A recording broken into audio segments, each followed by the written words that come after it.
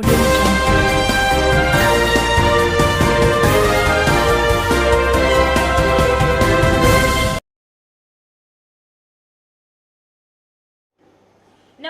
संगम news में आप सभी का स्वागत है। मैं हूं निशा। आइए खबरें देखते हैं विस्तार से।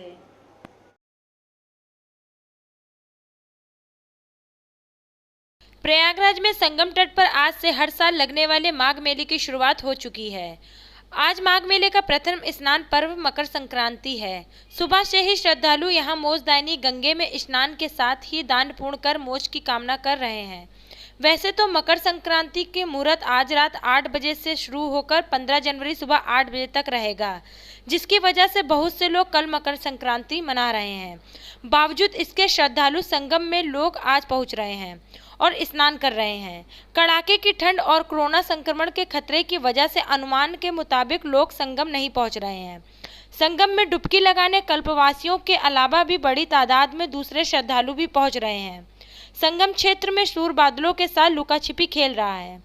त्रिवेणी के जल में आस्था की डुबकी लगाकर हर कोई पुण्य अर्जित कर रहा है। मान्यता है कि आज के दिन तिल और फूल से पूजा करने से कई वर्षों का पुण्य मिलता है।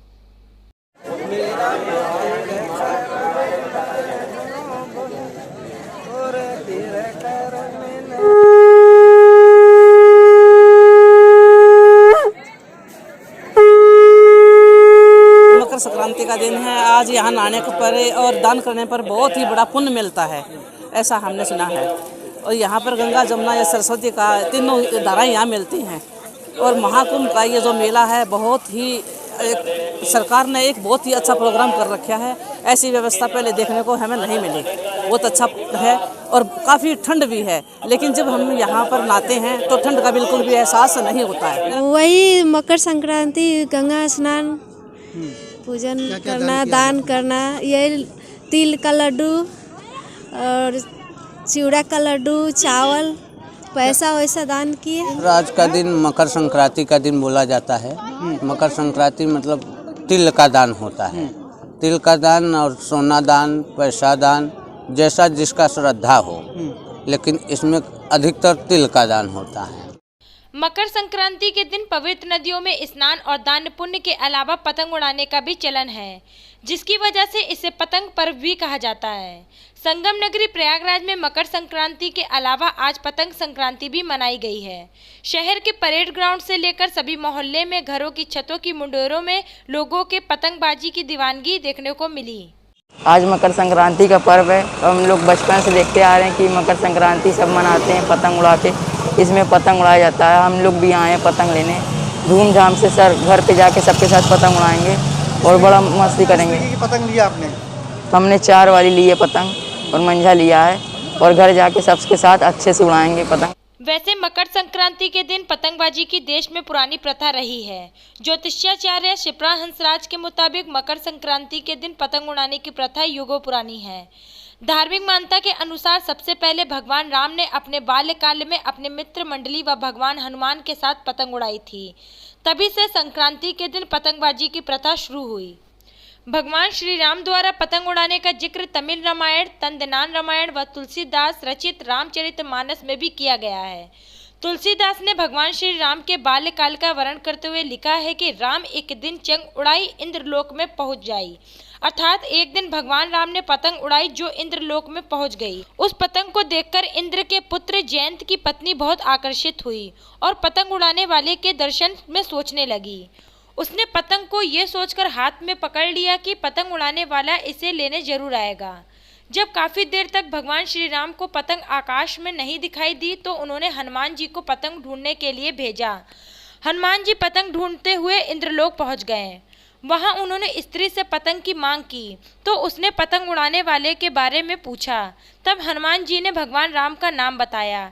इस पर जयंत की पत्नी ने कहा कि जब उसको पतंग उड़ाने वाले दर्शन देंगे तभी वो पतंग वापस देगी। इसके बाद हनुमान जी पृथ्वी लोक आए और भगवान राम को स्त्री का संदेश दिया। ये सुनकर राम जी ने वनवास के दौरान चित्रकूट में स्त्री को दर्शन देने की बात कही और अपना संदेशा सुनाने के लिए हनुमान जी को वापस इंद्रलोक भेजा। हनुमान जी का संदेशा सुनते ही स्त्री ने पतंग वापस कर दी। ओम गणपति नमः। मकर संक्रांति का पवित्र त्योहार स्नान दान का त्योहार है। इस दिन पवित्र नदियों में स्नान करना चाहिए। इसके अलावा दान भी अवश्य करना चाहिए। आज की किया हुआ दान इस जन्म के कर्मास तो काटता ही है, अगले जन्म के लिए भी पुण्य प्रताप की प्राप्ति होती है। आज के दिन पतंग उड़ाने की परंपरा त्रेता युग से चली आ रही है। ऐसी मान्यता है आज ही के दिन श्री रामचंद्र जी ने पतंग उड़ाई थी और वह पतंग स्वर्ग लोक में इंद्र के दरबार तक पहुंची गई थी। इसका उल्लेख तमिल के तन्ना रामायण में मिलता है। ऐसी मान्यता है कि आज के दिन जब हम पतंग उड़ाते हैं तो हमारी मनोकामनाएं भगवान के द्वार तक पहुंचती हैं और उनका आशीर्वाद हमें प्राप्त होता है। ओम नमः शिवाय। शिव जी सदा सहाय। जय माता दी। उत्तर प्रदेश के वरिष्ठ पत्रकार कमाल खान का अचानक निधन हो गया। 61 वर्षीय कमाल खान को आज दिल का दौरा पड़ा था। परिजनों के मुताबिक सुबह 4 बजे कमाल खान के सीने में दर्द की शिकायत की, जिसके बाद उन्हें अस्पताल ले जाया गया, जहां डॉक्टरों ने उन्हें मृत घोषित कर दिया। वो अपने पीछे अपनी पत्नी रुचि कुमार और बेटे अमन को छोड़ गए। कमाल खान साहब एनडीटीवी के एग्जीक्यूटिव एडिटर थे। कमाल खान 2 दशक से पत्रकारिता में थे। लंबे समय तक हिंदुस्तान अखबार में अपना पत्रकारिता का सफर शुरू करने के बाद उन्होंने एनडीटीवी के साथ टीवी करियर की शुरुआत की और अंत तक चैनल के साथ जुड़े रहे। खबरों को पेश करना अपने खास अंदाज और भाषा के लिए वे काफ़ी लोकप्रिय थे। कमाल खान के निधन से पत्रकारिता जगत में शोक की लहर दौड़ गई। कमाल खान के पुराने मित्रों, उनके जानने वाले इलाहाबाद के लोगों ने भी अचानक कमाल खान के चले जाने का बड़ा सदमा बताया है। कमाल अपने नाम की तरह कमाल के शख्स थे। वह जितने सहज थे उतनी ही उनकी खबर पेश करने की उनकी शैली भी सहज थी। अपनी पीटीसी के लिए तो उन्हें ट्रेंड सेटर कहा जाता था, जिसको आज भी कई टीवी जर्नलिस्ट कॉपी करते हैं। पत्रकारिता में शानदार योगदान के लिए उन्हें रामनाथ गोयनका और राष्ट्रपति के हाथों गणेश शंकर विद्यार्थी पुरस्कार मिला था।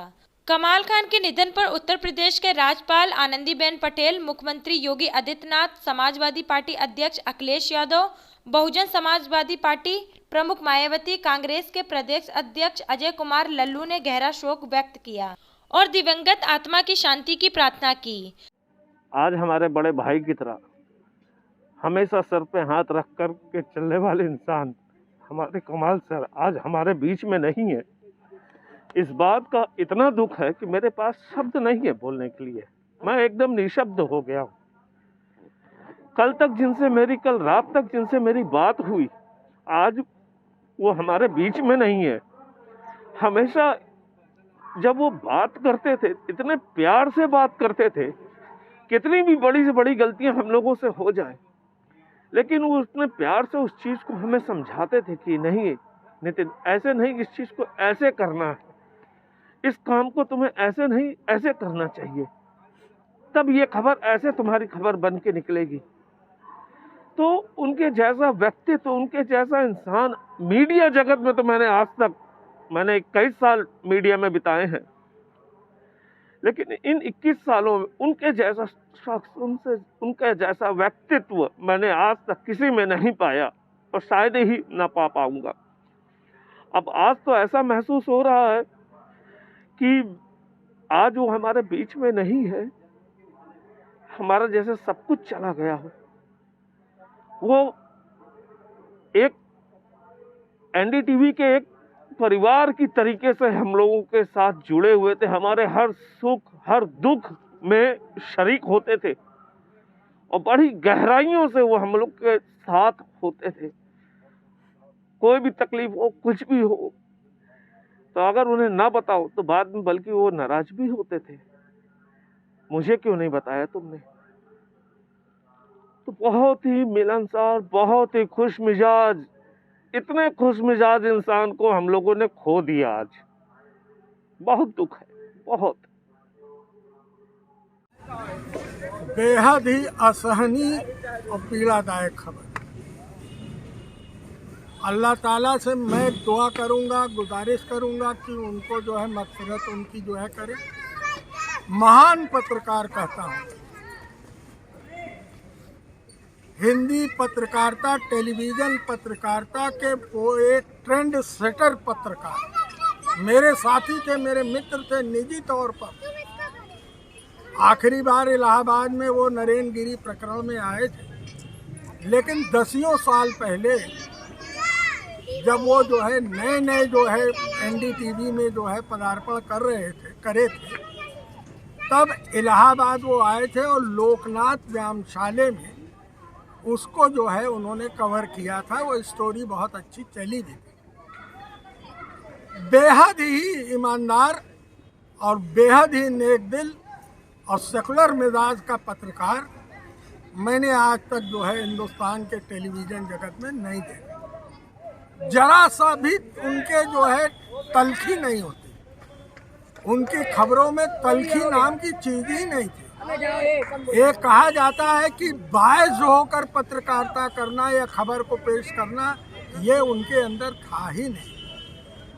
और एक जो सबसे बड़ी कला थी और खूबसूरती थी उनकी जो है पत्रकारिता में, कि जो खबरों का इंट्रो होता है या पीटीसी होता है, किसी खबर को दिखाने के पहले वो जो भूमिका या चौहद्दी खींची जाती है खबर की, उसके तो वो मास्टर आदमी थे। ऐसा पत्रकार, बल्कि कई लोग उनको फॉलो करते हैं। आज तमाम पत्रकार खबर को दिखाने के लिए जो पीटीसी या इंट्रो जो है प्रोड्यूस करते हैं, उसके ट्रेंड सेटर पत्रकार मेरी निगाह में अगर हिंदी टेलीविज़न पत्रकारिता में थे तो कमाल खान साहब थे। और मैं निजी तौर पर एक बहुत ही मजाकिया प्रसंग उस घटना का बता दूं, उनको जो है श्रद्धांजलि देते हुए, कि जब लोकनाथ व्यायामशाला जो मशहूर है इलाहाबाद का, जिसको छुन्नन गुरु ने आज़ादी के बाद 1952 में बनवाया था और बड़ा मशहूर था, देश के तमाम बड़े पहलवान उस अखाड़े में आकर अपना अपना जोर कर लिए थे।